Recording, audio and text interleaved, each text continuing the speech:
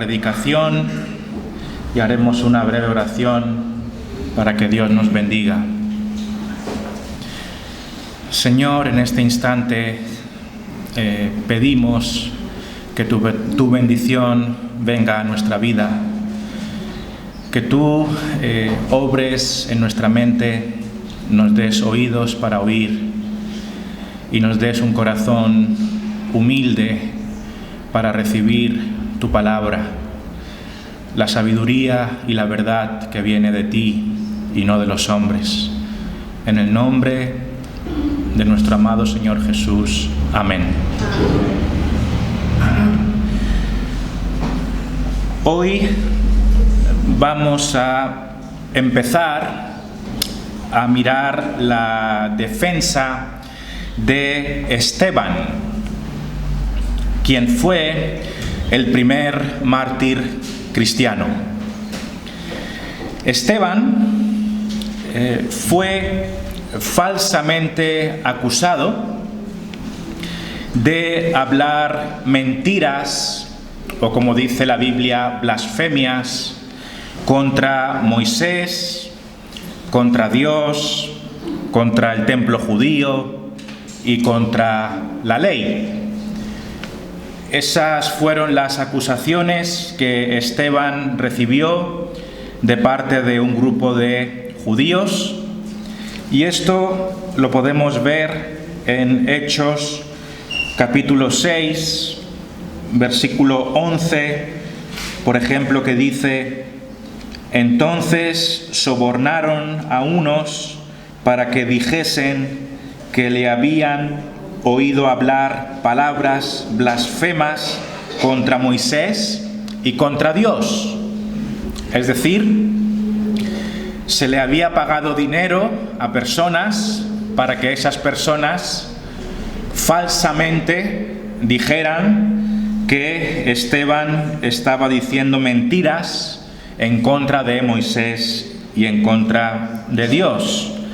Y lo mismo vemos en el versículo 13, aquí en Hechos 6 también. Dice: y pusieron testigos falsos que decían: este hombre no cesa de hablar palabras blasfemas contra este lugar santo y contra la ley. Una vez más, falsos testigos, personas compradas con dinero, estaban acusando a Esteban, en este caso, de decir que él estaba hablando mentiras en contra de este lugar santo, refiriéndose al templo. Se le acusaba a Esteban de estar hablando mal del templo, y nada de eso era cierto. Todo era un montaje, falsas acusaciones. Esteban fue traído ante los líderes religiosos como si de un criminal blasfemo se tratara, cuando en realidad los blasfemos eran verdaderamente aquellos que le estaban enjuiciando. Entonces, ahora vemos en este capítulo 7 de Hechos a Esteban ante el concilio. O sea, él es llevado ante un grupo de líderes judíos, es llevado a un juicio, podríamos decirlo, y es cuestionado por el sumo sacerdote, ¿no? Ahí estaban todas las grandes personalidades religiosas del judaísmo que habían malentendido esencialmente la esencia del verdadero mensaje de Dios. Eran personas que conocían las escrituras del Antiguo Testamento, eran personas religiosamente formadas, pero como suele ocurrir no solamente en la religión judía, puede ocurrir también en la religión evangélica, de nada sirve tener el conocimiento intelectual de la palabra de Dios si no hemos tenido el conocimiento espiritual que Dios ha de dar. Entonces, estos hombres no son peores que nosotros. Podríamos hablar de un concilio evangélico también, y nosotros podríamos caer en los mismos errores. Entonces, nadie se libra ante el hecho de estar ciegos, ser ciegos ante la verdad de Dios y estar más enfocado en lo externo, en lo religioso, y no darnos cuenta de lo que importa de verdad, que es el corazón. La defensa de Esteban antes de su muerte, porque al final Esteban termina muriendo, es el primer mártir, pero su defensa es un texto bastante extenso.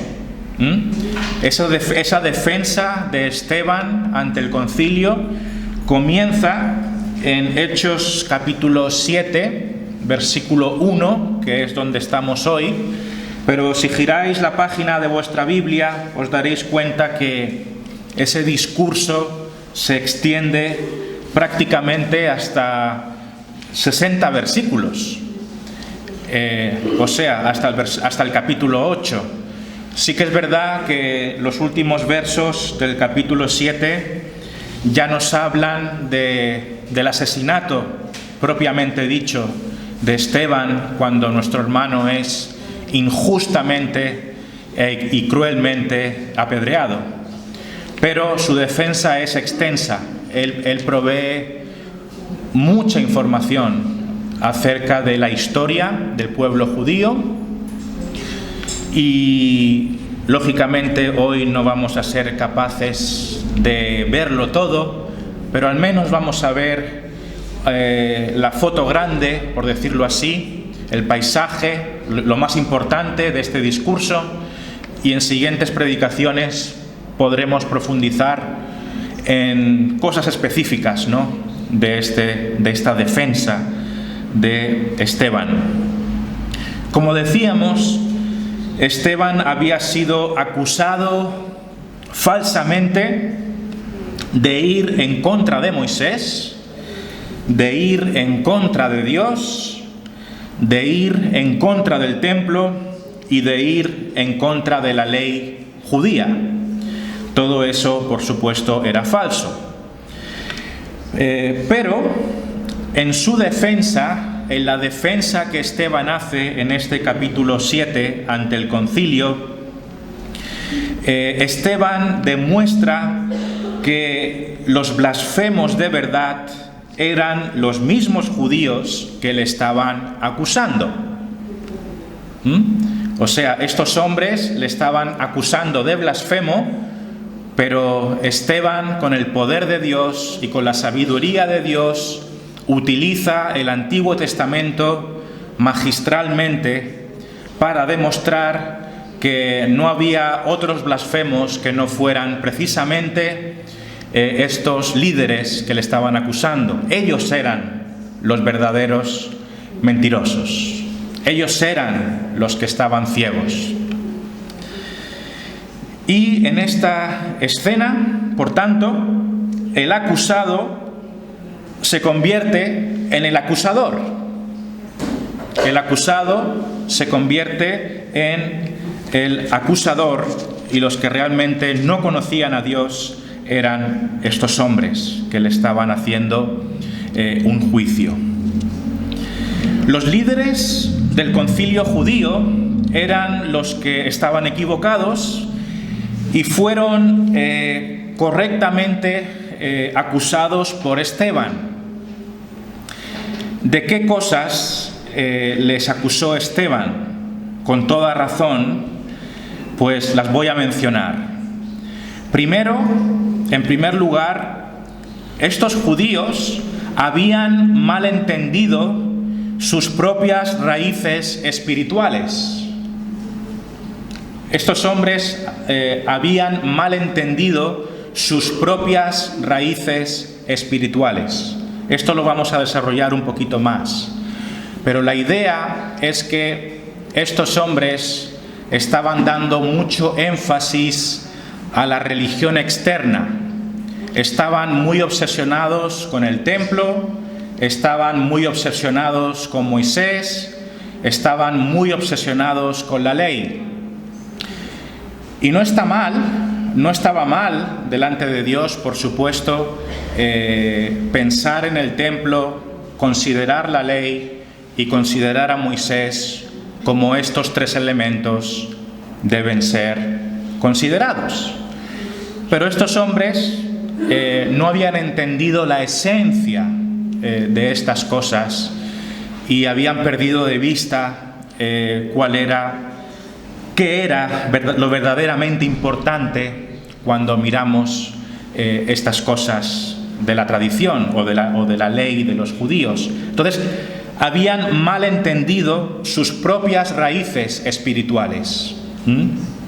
Por ejemplo, quizá no se acordarían de que Abraham, su propio fundador, fue salvado y fue llamado por gracia y por fe, sin un templo en el cual él adorase.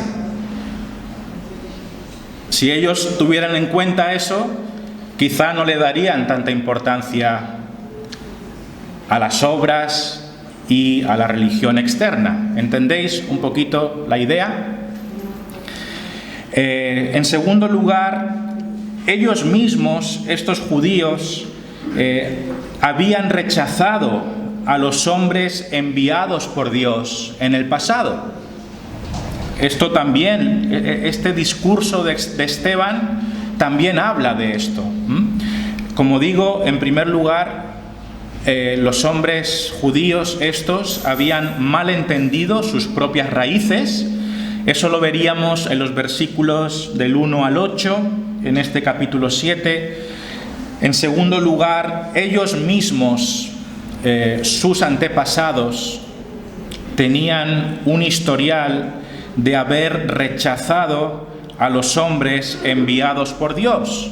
Eso lo veríamos en los versículos del 9 al 36. Y unos ejemplos son, por ejemplo, Moisés. Moisés, siendo enviado de Dios, fue rechazado por el pueblo, fue cuestionado por el pueblo, ¿no? Su guía fue cuestionada y guiada. Y por supuesto, conocemos el historial de persecución en contra de los profetas de Dios del Antiguo Testamento. Hay una lista considerable de hombres de Dios, verdaderos siervos de Dios, enviados por Dios, que hablaron a Israel en la antigüedad, y los israelitas rechazaron a estos hombres. Esto es importante porque lo que están haciendo estos israelitas es precisamente lo mismo. Están rechazando a Esteban y habían rechazado al Señor Jesucristo, que es el enviado de Dios por excelencia. Entonces, Esteban lo que está haciendo con estos hombres le está diciendo: me estáis rechazando a mí, habéis rechazado al Cristo, pero esto lo venís haciendo por años, por décadas. Les está poniendo en su rostro lo que son blasfemos, asesinos de hombres de Dios. Es lo que son, es lo que eran estas personas.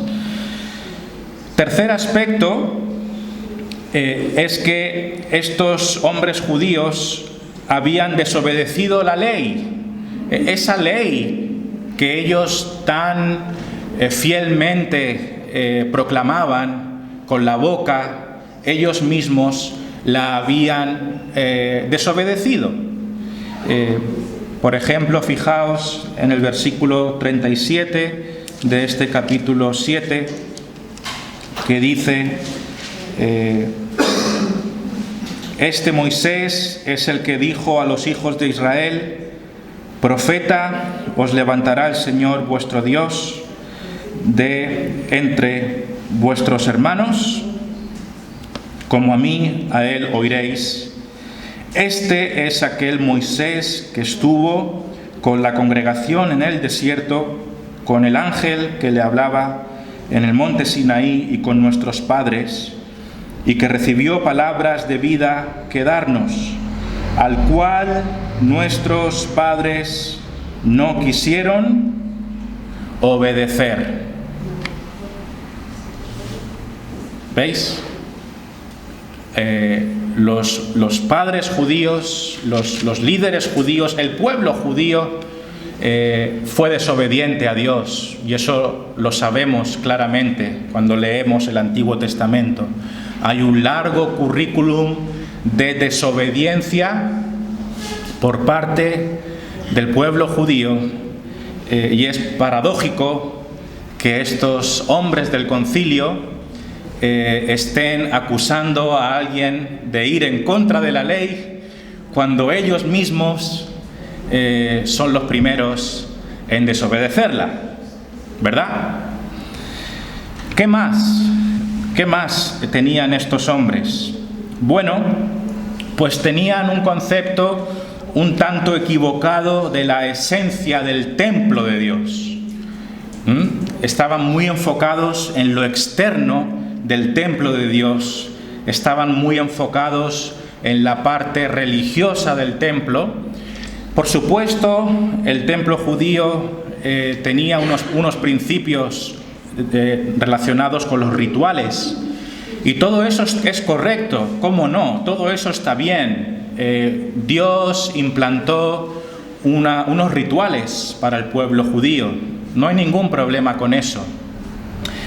El problema es que el concepto que estos líderes tenían del templo no era del todo adecuado.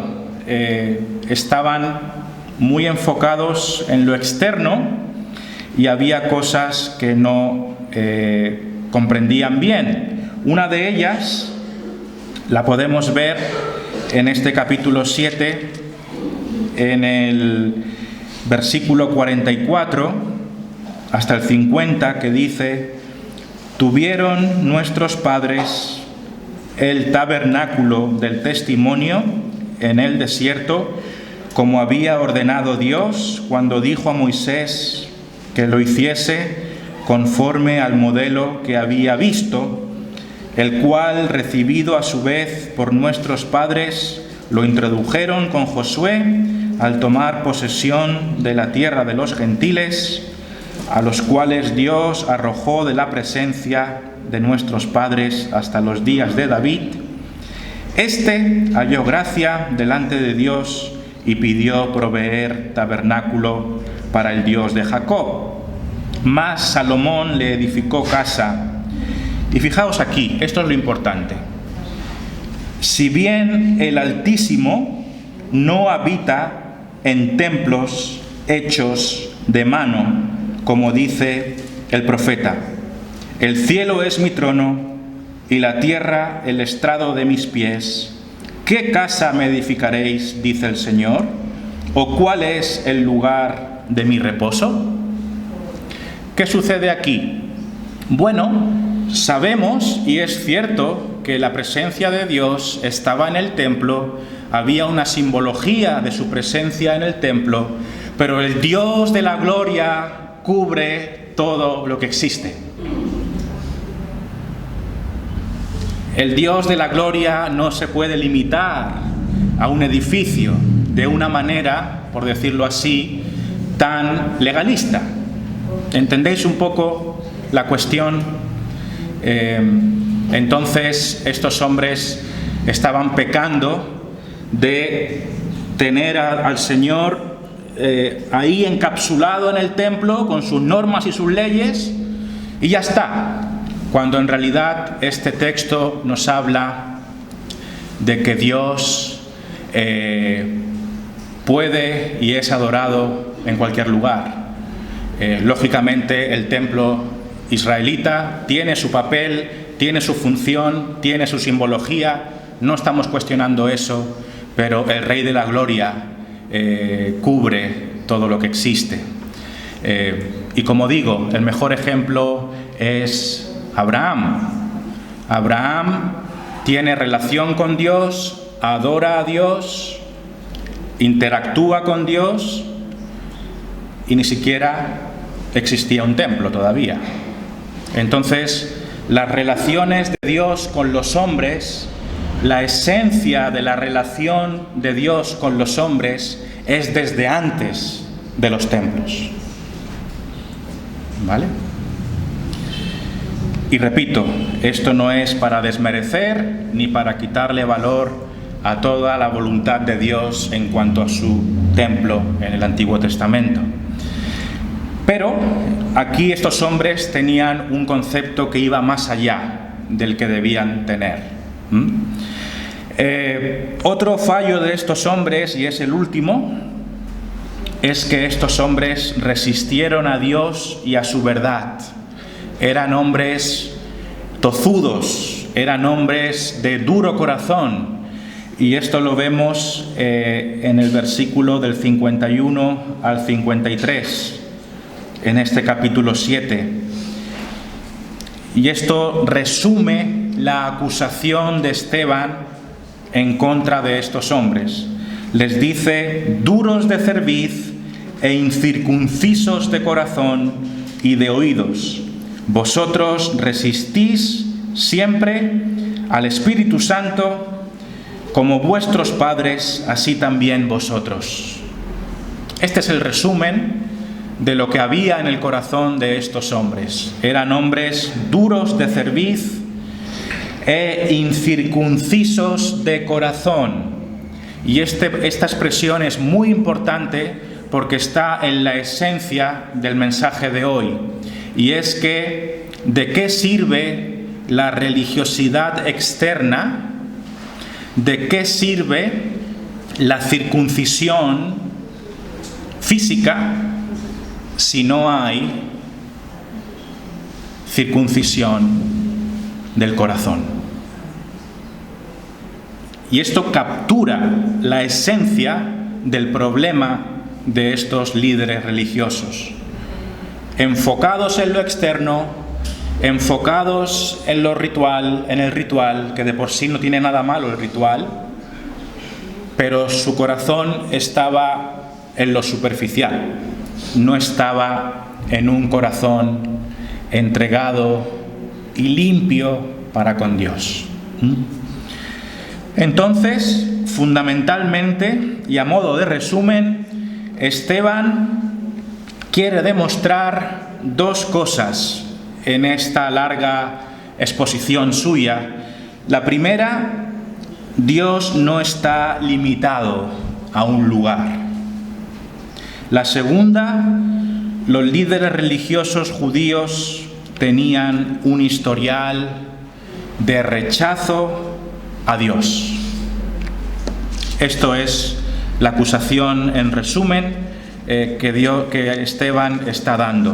Y ahora vamos a enfocarnos, para terminar, en los primeros 8 versículos de esta defensa de Esteban. Y estos 8 versículos giran en torno a la relación de Dios con Abraham. Esteban coge a Abraham, que es, digamos, la figura fundadora del judaísmo, si lo queremos llamar así, una figura muy importante para el pueblo de Israel, y él considera a Abraham y la relación de Abraham con Dios en sus inicios para sacar una serie de enseñanzas aquí. Entonces, leamos este texto rápidamente. Hechos 7, del 1 al 8, dice: el sumo sacerdote dijo entonces: ¿es esto así? Aquí vemos al sumo sacerdote que escucha las acusaciones que se le hacen a Esteban, esas falsas acusaciones de que Esteban supuestamente estaba yendo en contra de Moisés, en contra de la ley, en contra del templo, en contra de Dios. Y el sumo sacerdote dice aquí: ¿es esto así?, le pregunta a Esteban. Y aquí vienen las palabras de Esteban. Y él dijo: varones hermanos y padres, oíd. el Dios de la gloria apareció a nuestro padre Abraham estando en Mesopotamia antes que morase en Harán. Y le dijo: sal de tu tierra y de tu parentela y ven a la tierra que yo te mostraré. Entonces salió de la tierra de los caldeos y habitó en Harán, y de allí, muerto su padre, Dios le trasladó a esta tierra en la cual vosotros habitáis ahora, y no le dio herencia en ella, ni aun para asentar un pie, pero le prometió que se la daría en posesión y a su descendencia después de él, cuando él aún no tenía hijo. Y le dijo Dios así, que su descendencia sería extranjera en tierra ajena, y que los reducirían a servidumbre y los maltratarían por 400 años. Mas yo juzgaré, dijo Dios, a la nación de la cual serán siervos, y después de esto saldrán y me servirán en este lugar. Y le dio el pacto de la circuncisión, y así Abraham engendró a Isaac y le circuncidó al 8º día, e Isaac a Jacob, y Jacob a los 12 patriarcas. ¿Qué vemos aquí? 3 cosas. ¿Qué aprendemos para nuestra vida? ¿Vale? Primero, ya lo hemos dicho, pero lo vamos a resaltar con un poco más de detalle. Dios no está limitado a lugares. Dios no está limitado, restringido a lugares. Aquí hay una cosa muy interesante, y es que Dios se apareció a Abraham, ¿dónde? En el templo judío, ¿no? No podía ser en otro lugar. Claro que no. Dios se apareció a Abraham en Mesopotamia, tierra de los caldeos. Es decir, la primera vez que Dios se acerca al siervo Abraham, lo hace en un contexto de una tierra extraña, de un pueblo pagano, pero ahí está Dios con Abraham demostrándole su gracia y relacionándose con él. ¿Correcto? Esto nos enseña que Dios interactúa con sus siervos, muestra bendición a sus hijos en cualquier lugar. Lo hizo en Mesopotamia, lo hizo en un entorno poco religioso, por no decir algo peor. ¿Verdad? No hacía falta un templo para que Dios pudiera relacionarse con su siervo Abraham, porque la relación de Dios con los hombres es algo del corazón, es algo personal, no es algo a través de instrumentos instaurados, donde está la esencia de la relación entre Dios y los hombres. Segunda cuestión, Dios dice aquí, ¿cómo se describe a Dios? El Dios, versículo 2, dice: y él dijo, varones hermanos y padres, oíd, el Dios de la gloria. El Dios de la gloria. ¿De qué nos está hablando aquí? ¿Qué idea viene a tu mente cuando escuchas el Dios de la gloria? Pues el Dios grande, el Dios que no tiene límites, el Dios todopoderoso, el Dios de la gloria, que no está limitado por nada. Ese es el énfasis que Esteban quiere dar. El Dios de la gloria, el que no tiene restricciones. Estamos en este primer punto. Dios no está limitado a lugares, porque Él es el Dios de la gloria. ¿Vale? Otro detalle más. Cuando hablamos de que Dios no está limitado a lugares, también podemos decir que Él no está limitado a tradiciones o a cosas que los hombres tengan. A ver si me explico un poquito más. Abraham no solamente no tenía templo, pero aún así Dios estuvo con él y tuvo relación con él sin templo. Abraham tampoco tenía ningún linaje hebreo detrás de él, que se sepa. El linaje que él tenía era de una familia pagana e idólatra. ¿O no? Porque Josué 24:2 nos habla del pedigrí de Abraham. El pedigrí de Abraham no era lo mejorcito, ¿vale? Sus padres no es que fuesen la crème de la religiosidad. De hecho, dice la palabra de Dios en Josué 24, versículo 2, dice: y dijo Josué a todo el pueblo: así dice Jehová, Dios de Israel, vuestros padres habitaron antiguamente al otro lado del río, esto es Taré, padre de Abraham y de Nacor, y servían a dioses extraños. Los antepasados de Abraham servían a dioses extraños. Vivían en tierra de oscuridad y de incredulidad y de pecado. Pero vino la gracia de Dios y llamó a Abraham por gracia.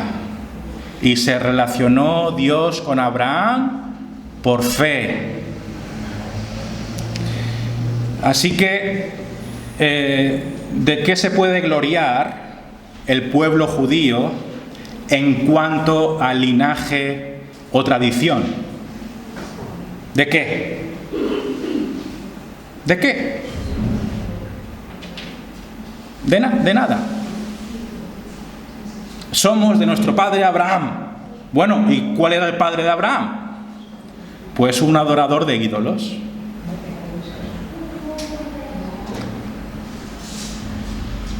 ¿Qué tiene el hombre que ofrecer a Dios? ¿Tradición? ¿Apellidos? ¿Currículum? ¿Méritos? ¿Familia con buena teología? ¿Entendéis? Todo proviene de la gracia de Dios, que llamó a Abraham y creó un pueblo a partir de ahí, a través de la fe. Es más, ¿por qué fue salvado Abraham? ¿Fue salvado gracias a la circuncisión? ¿Fue salvado gracias a la ley? ¿Fue salvado gracias al templo? No. Abraham fue salvado como todas las personas son salvadas, por gracia y a través de la fe. Esto es muy importante, hermanos, porque lo que estamos haciendo hoy, no estamos criticando a la religión ni estamos criticando los rituales. Como muchas veces hemos dicho, nuestra propia Iglesia tiene su religión y tiene sus rituales. Lo que estamos diciendo es que lo que importa de verdad es el corazón, y lo que importa de verdad es una relación con Dios a través de la fe y no a través de lo que el hombre ha creado. Segundo punto, ¿qué aprendemos aquí? la verdadera relación con Dios es mediante la gracia y la fe. Bueno, lo estoy repitiendo un poco en realidad, pero ahora veremos algún matiz más. Y la relación con Dios no es a través de símbolos ni esfuerzos. Esta predicación es importante para entender que de nada sirven los crucifijos, las imágenes de santos o de vírgenes. Todo eso no tiene ningún valor. Tenemos que deshacernos de eso, porque lo que importa es una relación de fe con Dios, no usar cosas que los hombres han inventado. Entonces, vamos a enfatizar ahora que la relación de Dios con Abraham es por gracia, ¿vale? Es una relación por pura gracia. Fijaos en esto. Versículo 2 dice: y él dijo, Esteban, varones hermanos y padres oíd, el Dios de la gloria apareció a nuestro padre Abraham. Yo os pregunto, ¿dónde está la gracia de Dios en estas palabras? La gracia de Dios está aquí. El Dios de la gloria apareció a nuestro padre Abraham. ¿Qué quiere decir esto? Pues que Dios vino a Abraham. No es que Abraham fuese a Dios, es al revés. Dios se le apareció a Abraham. Tuvo gracia con él. ¿Qué hizo Abraham para que Dios se le apareciera? Nada. Porque la gracia de Dios, el favor de Dios, viene siempre primero al ser humano. ¿Veis? No es que Abraham hiciera un gran templo y trabajara en un tremendo culto para que Dios viniera a él. No. Dios vino sobre él por gracia, como un regalo, por amor. Así es como Dios se acerca al ser humano. Se le acerca cuando el ser humano está en oscuridad, cuando el ser humano está en el paganismo, como era el caso de Abraham. Y es ahí, en esa oscuridad, en esa ignorancia, que Dios se manifiesta con favor, por gracia. ¿Veis? Y esa es el verdadero acercamiento de Dios con el hombre. Siempre es así. Es cuando Él viene a tu vida y te habla. Es cuando Él llega a ti y te hace entender, sin necesidad de rituales o de edificios o de símbolos. Segunda cuestión. La relación entre Abraham y Dios se caracteriza por la fe, no por los esfuerzos, no por los rituales. Fijaos, uno de los énfasis aquí en este texto es la fe en las promesas de Dios. Versículo 5 dice: y no le dio herencia en ella, ni aún para asentar un pie. Se habla de la tierra, ¿no? Que Dios le prometía a Abraham y todo esto. Pero le prometió que se le daría en posesión y a su descendencia después de él, cuando él aún no tenía hijo. En pocas palabras, sabemos que si algo podemos aprender de Abraham es que creyó a Dios, tuvo fe en las promesas de Dios. Y esto es lo importante. No los rituales, que también podemos tener rituales, no pasa nada. No estamos criticando a los rituales en sí. Lo que estamos diciendo es que lo que verdaderamente importa es la fe y el corazón, ¿vale? Abraham tuvo fe en las promesas de Dios. Y vamos a terminar casi ya diciendo algo más, y es lo siguiente. Lo que estamos viendo en esta mañana es que la verdadera religión es la del corazón. Esto es la esencia de lo que estamos viendo hoy. Y un versículo que nos habla muy claramente de esto es Romanos 2, del 28 al 29, y lo quiero mencionar porque viene muy bien. Romanos 2, del 28 al 29, nos dice: pues